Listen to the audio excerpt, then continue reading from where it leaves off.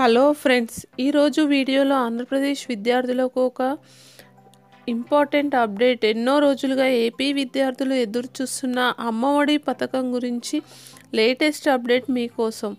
అసలు అయితే గత సంవత్సరం రిలీజ్ అవ్వాల్సిన అమౌంట్ ఏపీ ప్రభుత్వం ఇప్పటి వరకు ఎలాంటి అప్డేట్ కానీ నిధుల విడత గురించి ఇవ్వలేదు.